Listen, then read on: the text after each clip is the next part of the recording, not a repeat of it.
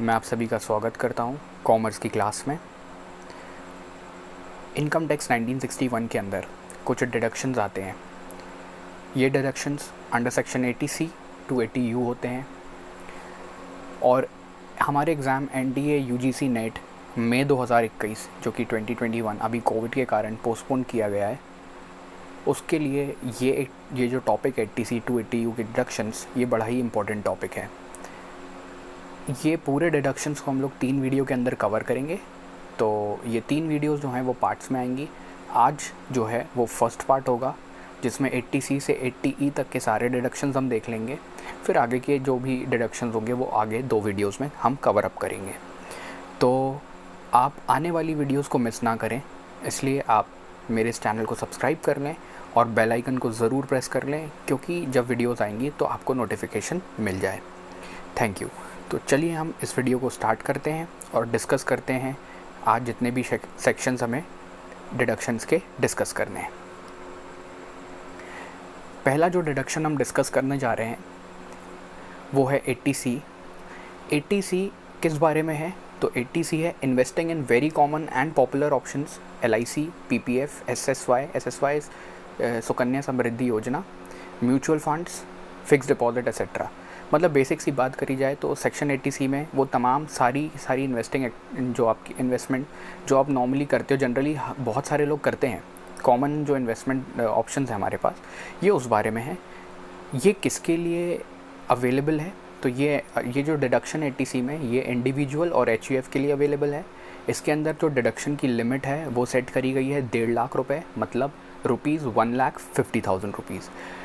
क्योंकि हम लोग यहाँ पे ये डिडक्शंस को एग्ज़ाम NTA UGC नेट के मुताबिक प्रिपेयर करेंगे, तो मैं आप लोगों को बता दूँ कि आपको इसको किस तरीके से याद रखना है। सबसे पहले आपको सेक्शंस याद रखने हैं, फिर उसके बाद आपको डिस्क्रिप्शन की वो सेक्शन क्या कहता है ये, उसके बाद किसके लिए है अवेलेबिलिटी ये डिडक्शन की, और फिर लिमिट क्या है।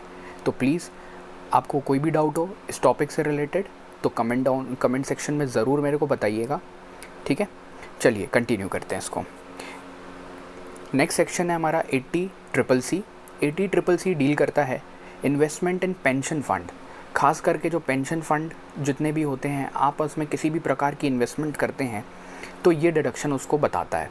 ये डिडक्शन किसके लिए है? ये डिडक्शन सिर्फ इंडिविजुअल्स के लिए है और इस डिडक्शन की जो लिमिट है जो आपको डिडक्शन मिल सकती है वो भी 1.5 लाख रुपये है। 80CCC में आपने देख लिया किस तरीके से इन्वेस्टमेंट इन पेंशन फंड में हमें डिडक्शन मिलती है। अब हम आगे चलते हैं। 80CCD 2 भागों में बटा हुआ है, 2 पार्ट्स में है। एक 80CCD1 है जो कि अटल पेंशन योजना या जिसको आप कह लो नेशनल पेंशन स्कीम कंट्रीब्यूशन वो, और एक है 80CCD2 जो कि national pension scheme contribution by employer है। दोनों में थोड़ी देर में डिफरेंस समझा दूंगा, पहले ये समझ लेते हैं ये दोनों स्कीम्स हैं किसके लिए। ये जो दोनों डिडक्शंस हैं, ये दोनों डिडक्शंस इंडिविजुअल के लिए हैं।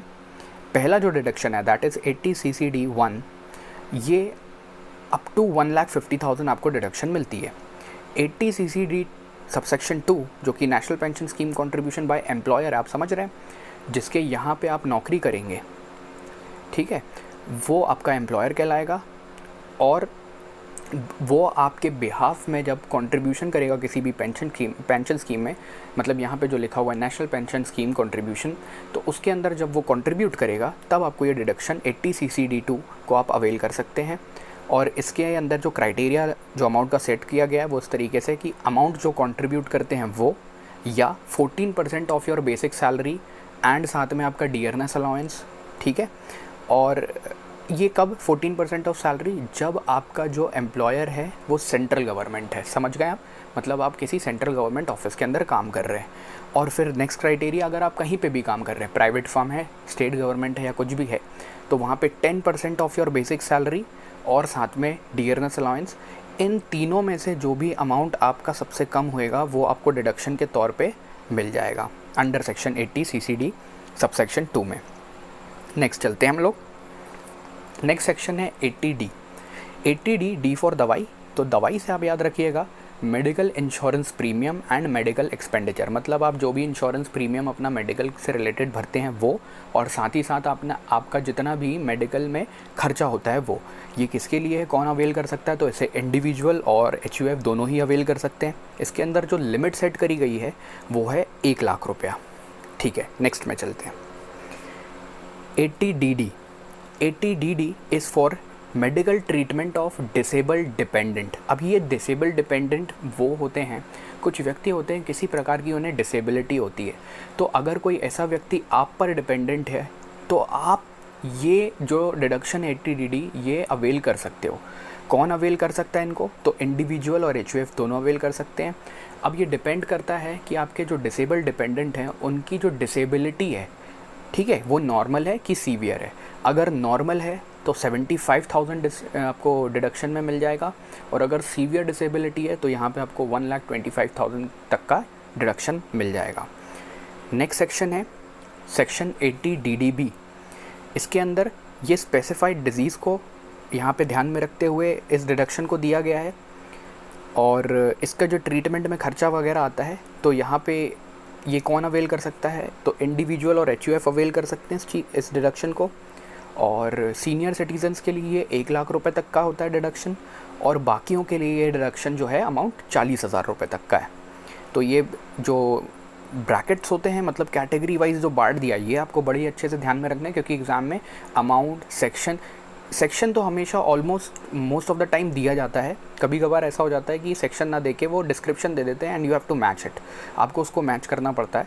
सो आप बस दिमाग में इतना ध्यान रखें कि आप सेक्शन क्या, किस बारे में वो सेक्शन क्या कह रहा है छोटी सी लाइन में वो, और साथ ही साथ किसके लिए है, और फिर लिमिट कितनी है, ये ज़रूर अपने दिमाग में रखें। एग्ज़ाम के पॉइंट ऑफ व्यू से आप मतलब एकदम तैयारी आपकी डन हो जाएगी। नेक्स्ट चलते हैं सेक्शन 80E। ई का मतलब होता है एजुकेशन। अभी हम लोग एजुकेशन, स्कूल एजुकेशन की बात नहीं कर रहे हैं, यहाँ पे हम बात कर रहे हैं हायर एजुकेशन की। हायर एजुकेशन करते वक्त जो आप लोन लेते हो और उस लोन को जब चुकाते हो तो उसके साथ साथ आपको पता होगा कोई भी लोन को चुकाने के साथ साथ हम लोग उसका इंटरेस्ट भी पे करते हैं, तो उस इंटरेस्ट के ऊपर आपको ये डिडक्शन मिलती है। ठीक है, तो ये डिडक्शन जो है वो है 100% इंटरेस्ट पेड। जितना भी आप इंटरेस्ट भरोगे वो पूरा 100% आपको क्या है, पूरा का पूरा डिडक्शन में मिल जाएगा। और कब तक मिल जाएगा, अप टू 8 असेसमेंट ईयर तक आप इसे क्लेम कर सकते हो। ठीक है, नेक्स्ट में चलते हैं। सेक्शन 80EE ये है interest paid for housing loans. यहाँ पे मैं बात करूँगा हाउसिंग लोन की, जब हम लोग कोई घर बनाते हैं या हम कोई घर खरीदते हैं, ठीक है, तो उसमें हम लोग अगर लोन लेकर वो घर को ख़रीद रहे हैं या घर बना रहे हैं, तो आप फिर वही बात हो गई, लोन लिए हो, लोन तो चुकाओगे प्रिंसिपल अमाउंट, उसके साथ साथ आप इंटरेस्ट भी चुकाओगे। तो वो जो इंटरेस्ट आप चुकाओगे वो इंडिविजुअल्स को, HUF के लिए नहीं है, किसी भी कंपनी के लिए ये नहीं है, सिर्फ इंडिविजुअल के लिए है।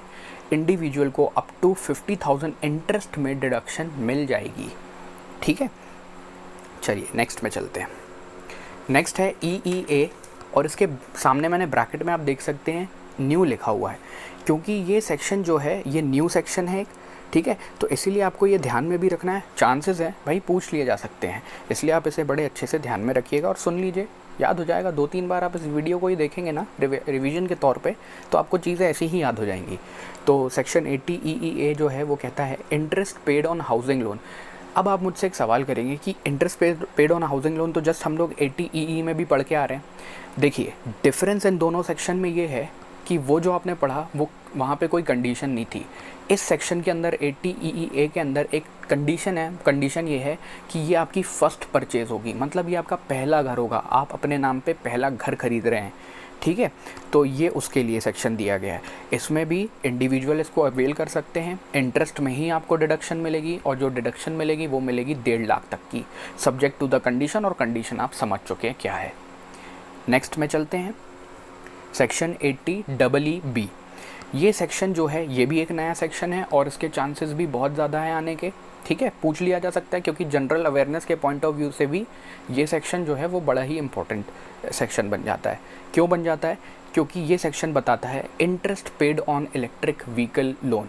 आजकल इलेक्ट्रिक व्हीकल का बहुत चलन चल रहा है, एनवायरनमेंट से रिलेटेड जितने भी कह लेंगे अपन प्रॉब्लम्स चल रही हैं उससे रिलेटेड जो आजकल कंपनीज़ जो हैं अपने इलेक्ट्रिक व्हीकल्स लॉन्च कर रहे हैं।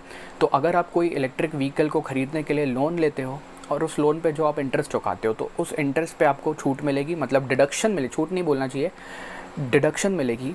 डिडक्शन कितनी मिलेगी? Up to 1,50,000। ये आपको ध्यान में रखना है नेक्स्ट सेक्शन में। ठीक है, इससे पहले कि मैं नेक्स्ट सेक्शन में जाऊँ, मैं आपको बताना चाहूँगा कि आज हम लोगों ने इस वीडियो के माध्यम से, इस पार्ट के माध्यम से 80C से 80E तक आए हैं। आगे भी सेक्शंस हैं जो कि डिडक्शन के अंदर कवर होंगे अप टू 80U तक। तो मैंने जैसे आपको बोला है कि मैं इस पूरे वीडियो को एक ही बार में नहीं बना दूंगा, मैं इन वीडियोस को 3 पार्ट्स में रखूँगा। तो मैं आपसे बोलूँगा फिर से एक बार अंत में कि आप प्लीज़ मुझे कमेंट सेक्शन में ज़रूर बताइएगा कि मैंने ये जो पार्ट बनाया वीडियो का, क्या वीडियो आपको अच्छे से समझ में आई, क्या इम्प्रूवमेंट अगर आपको लग रही है तो इसमें मैं कर सकता हूँ, कुछ डिटेल में जानना है तो आप मुझे ज़रूर बताइए।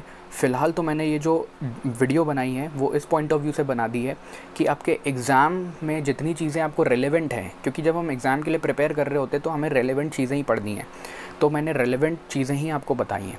अगर आपको चाहिए डिटेल में तो मैं बिल्कुल रेडी हूँ, मैं आपके लिए कोई भी टॉपिक्स पे डिटेल वीडियो बना सकता हूँ। Please let me know in the comment section. तो आप प्लीज़, मैं आपसे एक रिक्वेस्ट करूँगा कि आप इस चैनल को ज़रूर सब्सक्राइब कर लें, वीडियो को लाइक करें अगर पसंद आई है, और साथ ही साथ कमेंट पे मुझे फ़ीडबैक ज़रूर छोड़ें। ठीक है, किस टॉपिक्स पे, इसके अलावा किस टॉपिक पे वीडियोस चाहिए आप प्लीज़ मेंशन कर दीजिएगा। ठीक है, मैं हर एक कमेंट को रीड करूँगा। और साथ ही साथ प्लीज़ चैनल को सब्सक्राइब कर लीजिए, बेल आइकन को ज़रूर प्रेस करिए, क्योंकि आगे जो भी वीडियो आएंगे वो उसका नोटिफिकेशन आप तक आ जाए, तो आप कोई भी वीडियोस मिस ना करें। आपके जितने भी फेलो स्टूडेंट्स हैं या जितने भी फ्रेंड्स हैं जो उस एग्ज़ाम को प्रिपेयर कर रहे हैं और उनको भी ये बड़ा इन्फॉर्मेटिव लग सकता है, उनके लिए भी बड़ा हेल्पफुल हो सकता है, तो प्लीज़ उनके साथ भी शेयर करिएगा। ठीक है, और थर्ड पार्ट के एंड में जब मैं थर्ड पार्ट डाल दूंगा इस वीडियो का, जो कि फाइनल पार्ट होगा डिडक्शन का, उसके साथ मैं एक PDF उसके डिस्क्रिप्शन में छोड़ूंगा। अभी कुछ नहीं छोड़ रहा हूँ, उसके डिस्क्रिप्शन में एक PDF छोड़ दूंगा, तो वो एक तरीके से आप उसे प्रिंट करवा सकते हैं तो प्रिंट करा लीजिएगा, अपने फ़ोन में PDF सेव करनी तो PDF सेव कर लीजिएगा। तो उससे क्या होगा, वो आपके एक रिवीजन नोट सॉर्ट ऑफ बन जाएगी। Thank you for watching my video. Please subscribe to my channel and like comment ज़रूर करें, कमेंट में फ़ीडबैक ज़रूर छोड़ें। मिलते हैं नेक्स्ट पार्ट में। Thank you.